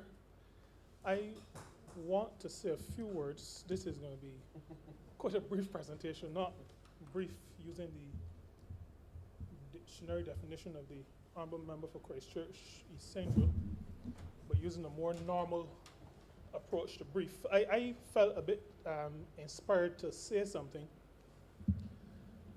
in relation to this bill. It had nothing to do, Mr. Speaker, with what sounded to me like an apology from the Honourable Member for St. Michael West.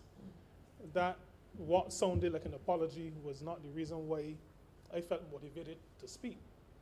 I felt motivated because I had been looking at some photos of Golden Square. And I realized that more of us have to speak to all of us about our value system, our role models, the approaches that we take to life.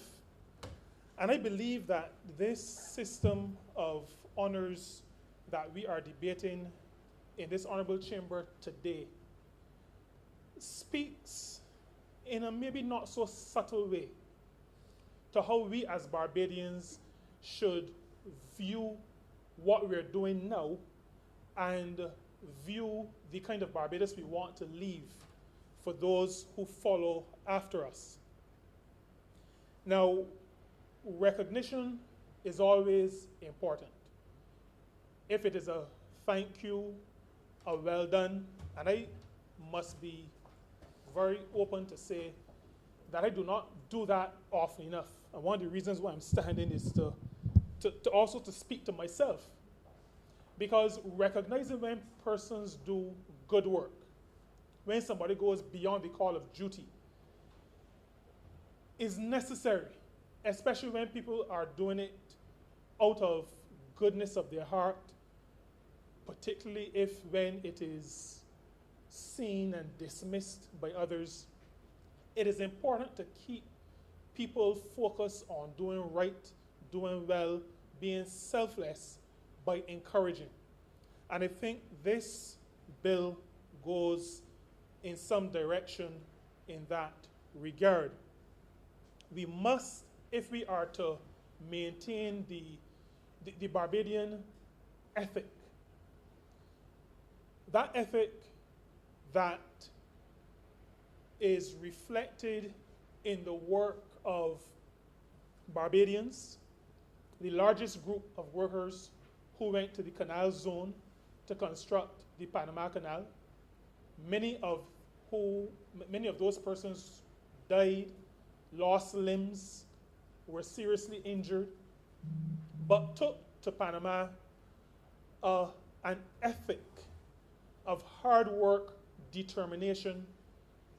I'm talking about the Barbadian ethic that went to the United Kingdom in the 50s and in the 60s, work hard to rebuild a post-war England, in some cases not appreciated, but taking with them that ethic from Barbados, that ethic that spoke to hard work, excellence, focus, and determination.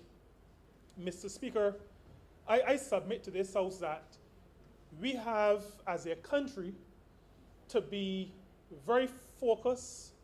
We have to be very determined to maintain that ethic, that Barbadianness. The Prime Minister, the Honourable Member for St. Michael Northeast, speaks to Barbadians, global citizens, but with Barbadian values. Now, the only way we're going to maintain this is if we are intentional about what we do. We have to be intentional.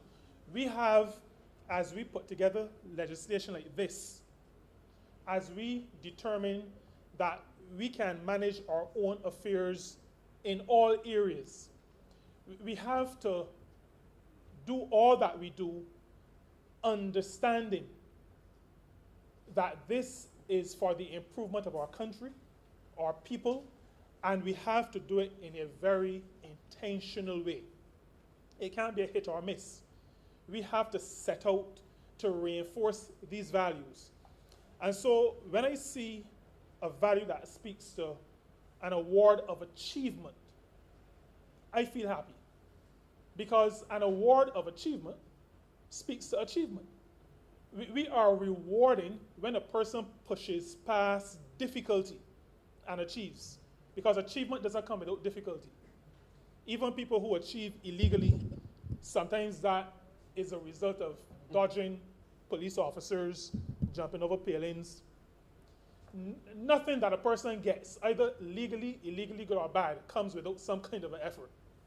And so when I see an award that speaks to a gold award for achievement, I feel good about this. I mean, it is not just because my predecessor as Member of Parliament for St. Peter often spoke of going for the gold. And so this will sit very sweetly with me because in St. Peter, we understand that our mission is always to go for the gold. But achievement is something that we need to reinforce in our people. We are living in a situation of difficulty, serious difficulty. And solutions do not come as easily as persons who refer to themselves as sitting on this side. solutions don't come just easy so. They have to be worked for. Sometimes you have to take detours to get to the destination that you want. Awarding persons for what we used to call stick-to-itiveness, focus, determination, and ultimately achieving even when the chips are down, when the odds are against us, is something that we need to reinforce in our people. Excellence is also one of those things that I think we have to make sure that these don't just become words on an inscription somewhere, but that the idea of excellence is pushed whenever we're talking about these awards. Achievement and excellence. These are values, these are aspirations that all of our people must be focused on going toward. We must be going in this direction. There is something I want to say, because there have been a number of people who have said that part of what we are doing as a government is to reduce the significance of some of those who have gone before us, particularly the father of our independence, the Right Excellent Errol Walton Barrow. Now, I think in this bill, there are a couple of things that reinforce what the Honourable Member for St. Michael Northeast often refers to as the relay race in government and governance. The fact that we have as one of our important honors the Trident of Excellence tells me that we are staying connected to the independence movement. The symbol of the trident, the broken trident, is one that reflects who we are as Barbadians. Once we look across a set of flags and we see the trident, we immediately focus on it. That is Barbados. That trident, which is in our flag, is one of our independence symbols. And I'm happy, Mr. Speaker, that in our list of honors and decorations, that we would have the Trident of Excellence in two classes, the Gold Trident of Excellence and the Silver Trident of Excellence. The other thing, which is not necessarily in this bill, is the fact that, as the Honourable Member for St. Joseph said, we are a small r republic. And that, again, I don't want to be lost on us. We have not and do not intend to change the name of the country. Because this is not about starting over. This is not about starting fresh. This is not about bringing glory to a set of people at a point in time. This is part of a continuum. Barbados continues. We do not become the cooperative republic, the Commonwealth of, or the Republic of. Barbados remains Barbados. The bearded ones, the people who the other people got rid of. But these things say to me that as a mature government, we understand that government and governance is not about appropriating any fancy stuff to yourself, but that you take the baton, even in difficult situations that we have found ourselves, and we move the process forward. Somebody down the road will take over from us. And speaking of somebody down the road, this list of honors has two other sets of honors that I want to just mention before I take my seat. There are those who will come after us, who we all, like now, have to be inspiring. These are the ones who we have to be intentional in terms of how we help them to focus on the future. And I'm happy that this list of honors includes the Prime Minister's Award for Leadership, which we've been giving for the past couple of years, to encourage young leaders, school-age leaders, to say to them, even though right now your leadership is at the school level, we as a nation recognize it as an integral part of our national leadership. Because the nation is managed not just from the center, the nation is managed not just from government headquarters, but the nation is managed by people operating in all kinds of areas at all kinds of levels all across this country. And so we say to our young people, in this list of national honors and decorations, the Prime Minister's Award for Leadership is one of those honors that we bestow on our young people because we recognize the value of the work of our young school-age leaders. And the second one is the Community Honor of the Pride of Barbados. And that, again, speaks to a recognition that the work of nation building is a work that encompasses all of us at all levels of society and in all spheres of activity.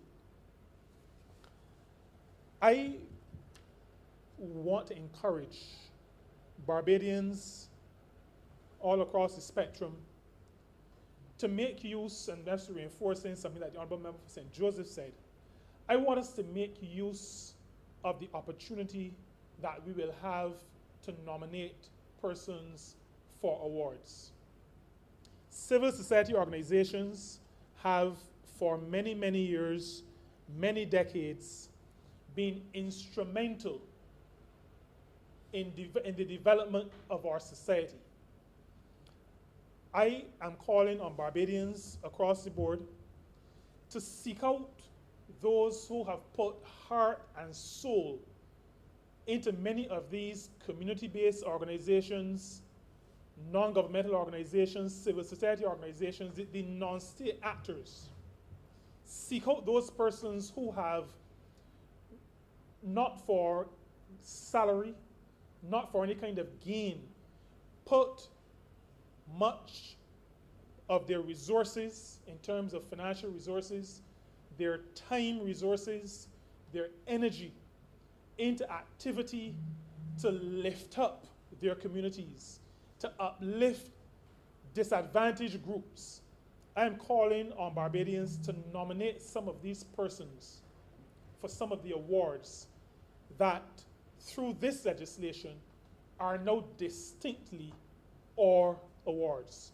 These are Barbadian awards, and these Barbadian awards are for Barbadian people, or honorary persons as well, but Barbadian people who reflect that spirit of achievement, that spirit of excellence, that determination to succeed against the odds as we seek to develop our nation.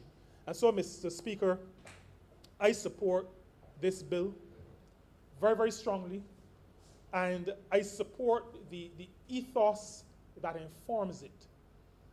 We can make determinations about the values that we promote. Let us, through this system of national honors, make that strong statement that we are a country determined to excel. We are a people determined to achieve, determined to succeed as we continue to go for the gold. I'm obliged to you.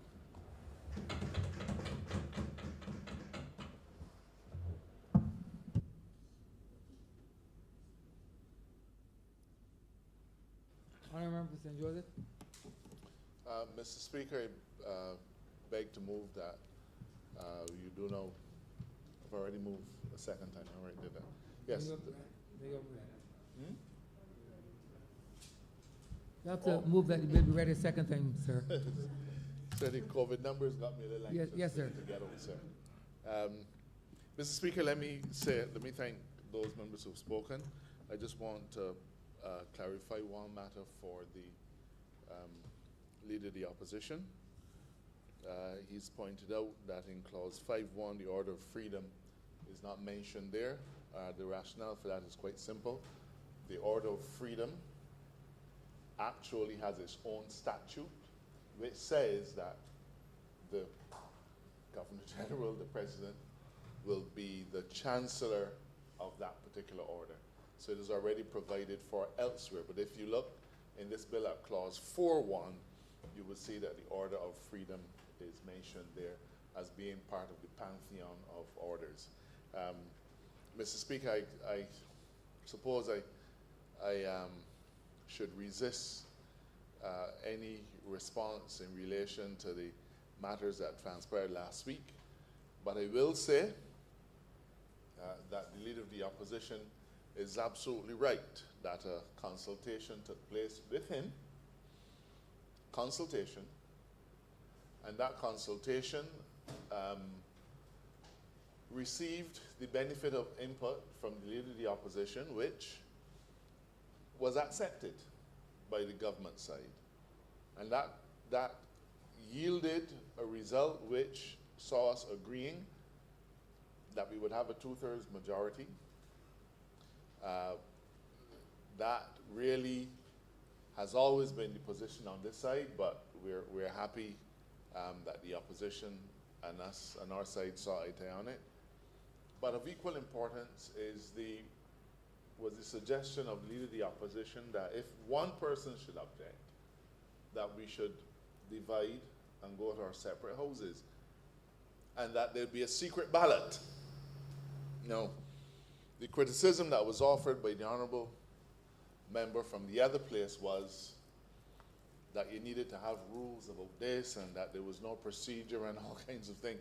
Sir, if your member had trouble to read the bill itself, he would have seen that the bill provided for a vote and that the bill provided for a secret ballot. And those things were met handsomely. The specific form of the ballot, Mr. Speaker, you determine the procedure to be adopted, and so there's all of that is sorted out. Anyway, Mr. Speaker, that is now history, and I think that we can look forward to moving ahead. The Leader of the Opposition has advanced the position that he would prefer to have an individual appointed in clause 7.1c upon his advice rather than after consultation. And Mr. Speaker, I propose to make an amendment which will acknowledge that position when we go into committee. So the member for St. Michael West will have his wish once again in this regard. I hope that he recognizes that this is an administration that on matters such as these, we dig deep and we reach across the aisle and we try to find mature consensus. And I think that is what governance is all about. And as I've already moved that it be read a second time, sir, I therefore ask that you do not leave the chair and that the House resolve itself into committee for further consideration of the bill. The question is that the Speaker do not leave the chair and the House resolve itself into committee for further consideration of this bill. All those honourable members in favor, please say aye. Those against, please say no. Again?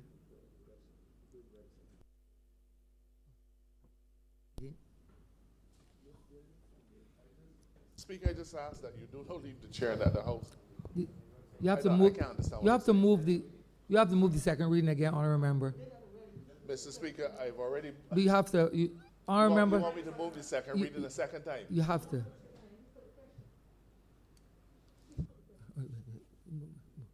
Move it. Mr. Speaker, for the second time, I beg to move that this bill be read a second time. A second time. The question is that this bill be read a second time. All those honourable members in favor, please say aye. Those against, please say no. Me think the ayes have it.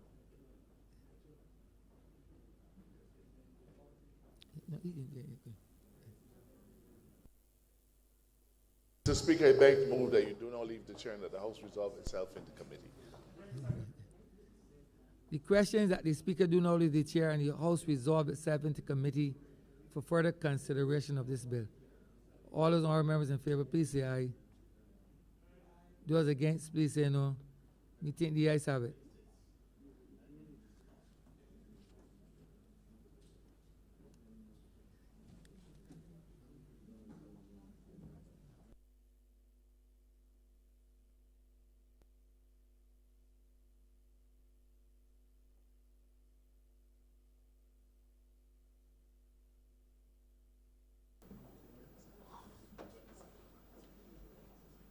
This house is now in committee.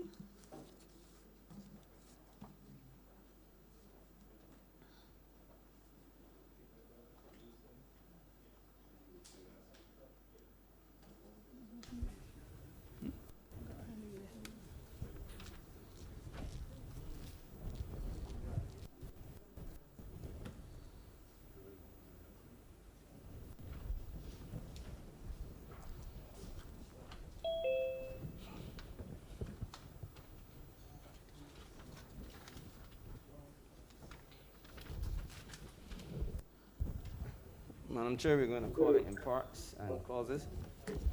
Part 1, clauses 1 to 3. Three. Madam Chair, I beg to move that clause part 1 being clauses 1 to 3 stand part.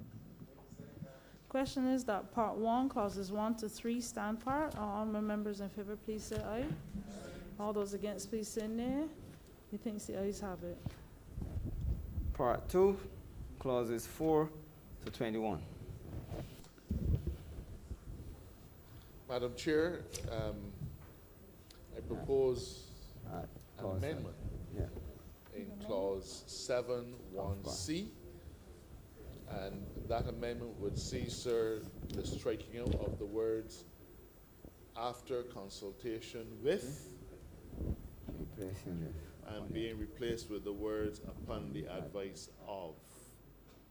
So the sentence would read now, 3 other persons appointed by the Prime Minister, one of whom shall be appointed upon the advice of the Leader of the Opposition. Beg to move that part 2 with clause 7 as amended stand part. Clauses 4 to 21? Clauses 4 to 21 with amendment. No,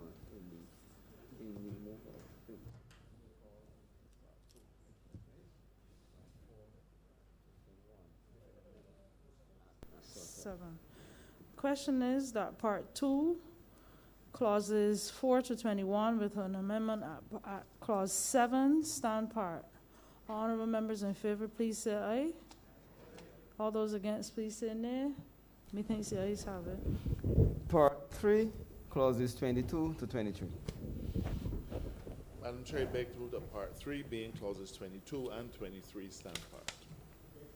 Question is that part 3, clauses 22 and 23 stand part. All honorable members in favor, please say aye. All those against, please say nay. Methinks the ayes have it. Part 4, clauses 25 to 28. Madam Chair, I beg to move that part 4 being clauses 25 to 28 stand part. Question is that part 4, clauses 25 to 28 stand part. All honorable members in favor, please say aye. All those against, please say nay. Methinks the ayes have it. First schedule. Madam Chair, I beg to move that the first schedule be the first schedule to the bill. Question is that the first schedule be the first schedule to the bill. All honorable members in favor, please say aye. All those against, please say nay. Methinks the ayes have it. The second schedule. Madam Chair, I beg to move that the second schedule be the second schedule to the bill. Question is that the second schedule be the second schedule to the bill. All honorable members in favor, please say aye. All those against, please say nay. Methinks the ayes have it. Third schedule. Beg to move that the third schedule be the third schedule to the bill. Question is that the third schedule be the third schedule to the bill. All honorable members in favor, please say aye. All those against, please say nay. Methinks the ayes have it. I didn't go back to that. That was the third. Yeah. Yeah. Fourth schedule. Beg to move that the fourth schedule be the fourth schedule to the bill. Question is that the fourth schedule be the fourth schedule to the bill. All honorable members in favor, please say aye. All those against, please say nay. Methinks the ayes have it. The fifth schedule. Beg to move that the fifth schedule be the fifth schedule to the bill. Question is that the fifth schedule be the fifth schedule to the bill. All honorable members in favor, please say aye. All those against, please say nay. Methinks the ayes have it. The sixth schedule. Beg to move that the sixth schedule be the sixth schedule to the bill. Question is that the sixth schedule be the sixth schedule to the bill. All honorable members in favor, please say aye. All those against, please say nay. Methinks the ayes have it.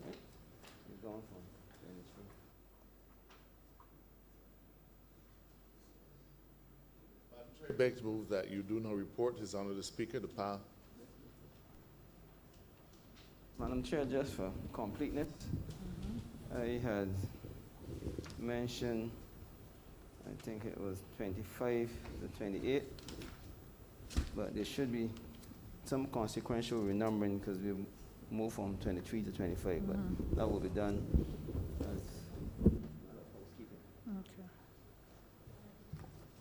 Madam Chair, I beg to move that you do not report His Honor the Speaker the passing of one bill with one amendment in committee. Question is that I do not report to His Honor the Honourable Speaker the passing of one bill with amendment in committee. All honourable members in favor, please say aye. All those against, please say nay. Methinks the ayes have it.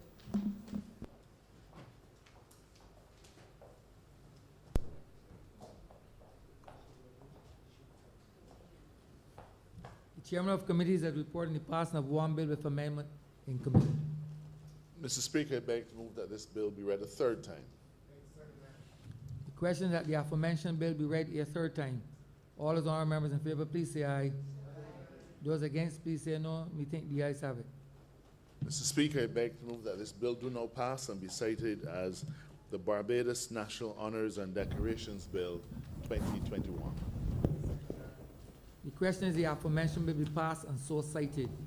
All those honourable members in favor, please say aye. Those against, please say no. Methinks the ayes have it. This bill is passed and so cited.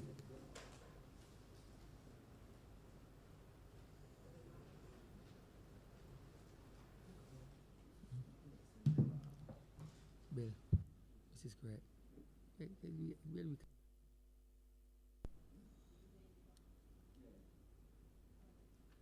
Of papers. Honourable member for Christchurch, Essential. Mr. Speaker, I'm commanded to lay the Government of Barbados Mid-Year Review Report, April to September 2021. Could you repeat, honourable member? Mr. Speaker, I'm commanded to lay the Government of Barbados Mid-Year Review Report, April to September 2021.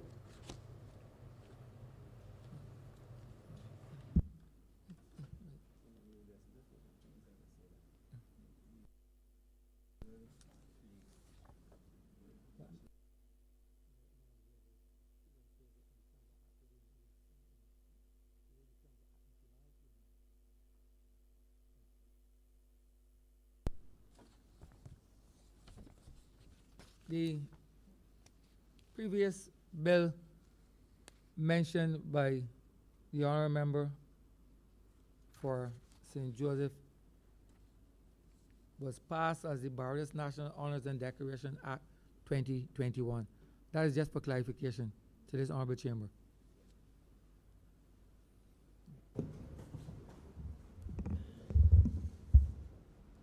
Thank you, Mr. Speaker. With that, we've come to the end of today's sitting. I beg to move the adjournment of the House until the 2nd of November at 10 a.m.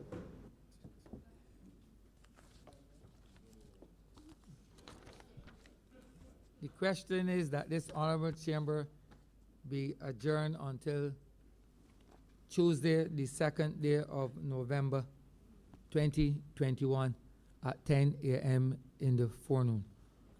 All those honourable members in favor, please say aye. Those against, please say no. Meeting, the ayes have it.